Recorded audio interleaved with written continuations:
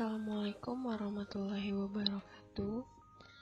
Perkenalkan, saya Anita Aulia Rahman dari jurusan Akuntansi Fakultas Ekonomi dan Bisnis Universitas Mula Warman. Di sini saya akan menyampaikan tentang pembukuan sederhana untuk pelaku usaha UMKM atau pedagang kecil.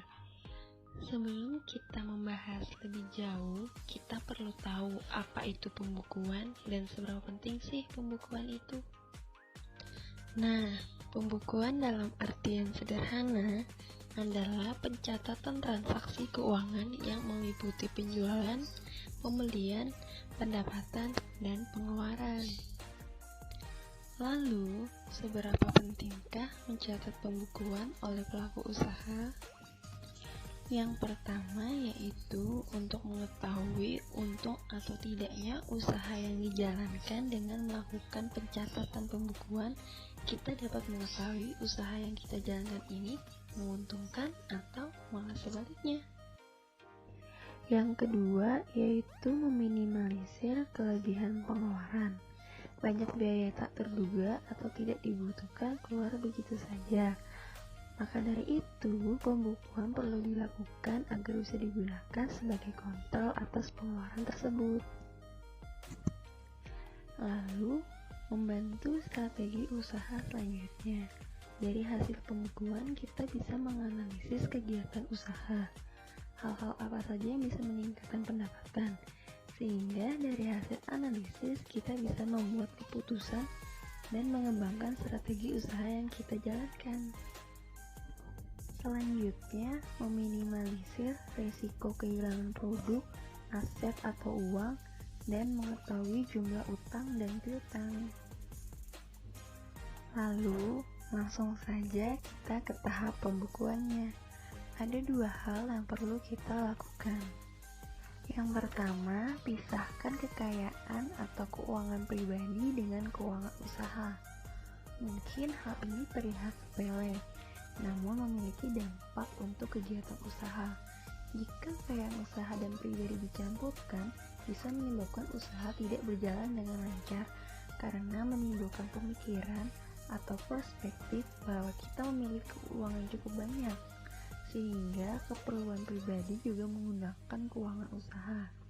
Dan tanpa disadari, keuangan usaha akan menipis dan bisa saja mengganggu kegiatan usaha. Hal sederhana yang bisa dilakukan adalah memisahkan uang hasil usaha dan uang pribadi di tempat yang berbeda.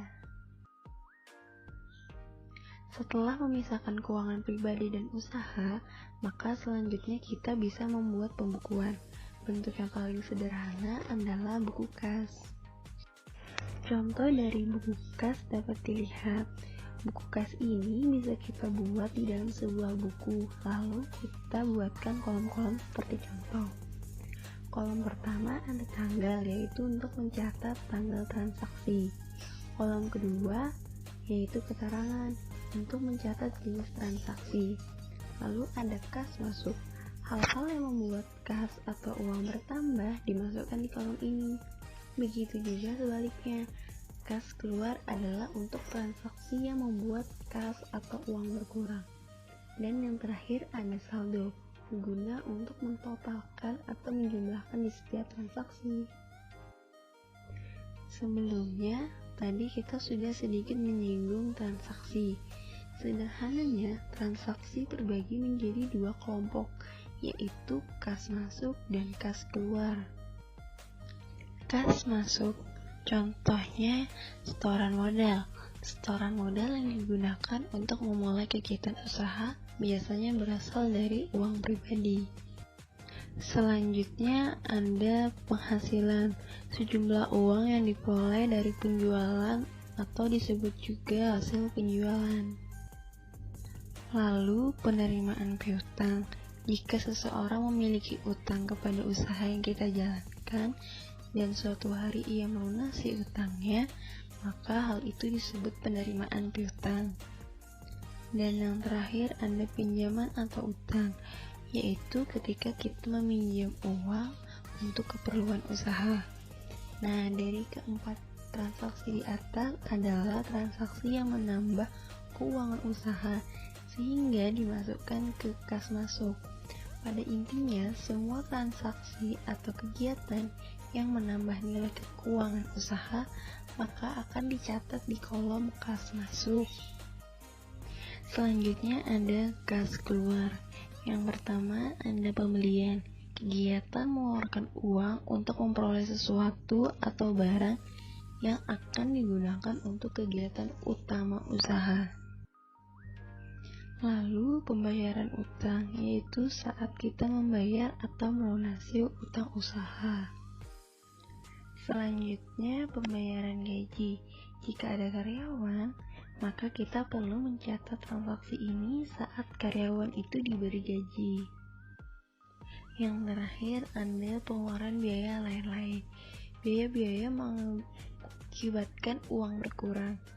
Ini selain untuk kegiatan utama usaha. Misalnya, kita membeli barang dagangan yang berasal dari daerah lain, yang mana memerlukan ongkos kirim. Nah, transaksi biaya ongkos kirim inilah yang akan masuk ke kas keluar. Pada intinya, semua transaksi atau kegiatan yang mengurangi nilai keuangan usaha, maka akan dicatat di kolom. Langsung saja kita ke contoh pencatatan pembukuan sederhananya.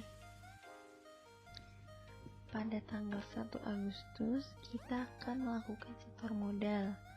Nah, karena setor modal tadi termasuk transaksi yang menambah kas usaha, maka akan dimasukkan ke kas masuk. Pada kolom tanggal kita akan menulis sesuai dengan tanggal kejadian, yaitu tanggal 1 Agustus 2020. Lalu di kolom keterangan kita akan menulis setor modal, di kolom kas masuk sebesar 700.000 dan di kolom saldo sebesar 700.000. Pada tanggal yang sama kita juga melakukan pinjaman untuk kegiatan usaha sebesar 700.000. Nah, tanggal 1 Agustus 2020 di kolom keterangan kita bisa menulis pinjaman, lalu di kas masuk sebesar 300.000. Nah, saldo di sini akan bertambah menjadi 1 juta dikarenakan sebelumnya tadi kita sudah memiliki saldo 700.000. Karena ada kas masuk yang pada intinya menambah uang kas, maka 700.000 ditambah dengan 300.000 menjadi 1 juta rupiah. Pada tanggal 2 Agustus kita melakukan pembelian untuk kegiatan utama usaha. Di sini dengan nominal 750.000. Pembelian termasuk kas keluar karena uang kita keluar atau nilai kas kita berkurang. Sehingga pada tanggal kita menulis 2 Agustus 2020 pada kolom keterangan pembelian, nah di kas keluar kita menulis 750.000. Kolom saldo menjadi 250.000. Hal ini didapat dari kolom sebelum saldonya itu kan tadi 1 juta, lalu dikurangkan dengan kas keluar sebesar 750.000, maka akan didapat nominal sebesar 250.000 pada kolom saldo. Selanjutnya, saat tadi kita membeli, kita juga dikenakan dengan biaya ongkos kirim sebesar 25.000. Maka, pada tanggal 2 Agustus 2020 dengan keterangan biaya ongkos kirim dan sebesar 25.000 pada kas keluar, sehingga ini akan mengakibatkan saldo berkurang. 250.000 dikurang 25.000 menjadi 225.000 pada kolom saldo. Pada tanggal 3 Agustus kita sudah memiliki pendapatan dari penjualan. Nah, di kolom keterangan kita bisa menulis penghasilan di kas masuk sebesar 350.000. Maka hal ini akan menambah saldo menjadi 575.000. Selanjutnya pada tanggal 4 juga hal demikian, sebesar 500.000, maka saldo akan bertambah menjadi 1.075.000. Pada tanggal 4 kita melakukan bayar pinjaman yang dimana pinjaman pada tanggal 1 tadi. Nah, di sini kita membayar 150.000, maka akan dicatat di kas keluar sebesar 150.000. dan akan mengurangi jumlah saldo menjadi 925.000. Lalu pada tanggal 5 Agustus kita juga mendapatkan penghasilan sebesar 400.000 yang mana akan menambah di kolom saldo menjadi 1.325.000. Nah, demikian selanjutnya. Pokoknya kalau ada kas masuk itu menambah, kas keluar itu akan mengurangi saldo. Nah, setelah kita mencari pembukuan tadi, kita bisa mengetahui apakah usaha yang kita jalankan ini menguntungkan atau tidak, yaitu dengan cara kumpulkan semua jumlah penghasilan lalu dikurangkan dengan jumlah pengeluaran biaya-biaya kegiatan usaha. Dari hasil pengurangan inilah kita dapat mengetahui usaha yang kita jalankan ini menghasilkan laba atau rugi. Perhitungan laba rugi ini bisa dilakukan harian, mingguan, atau bulanan.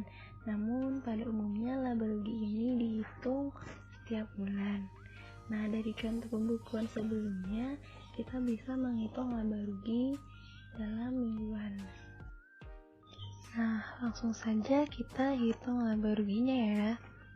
Perhitungan laba atau rugi tanggal 1 Agustus 2020 sampai dengan 5 Agustus 2020.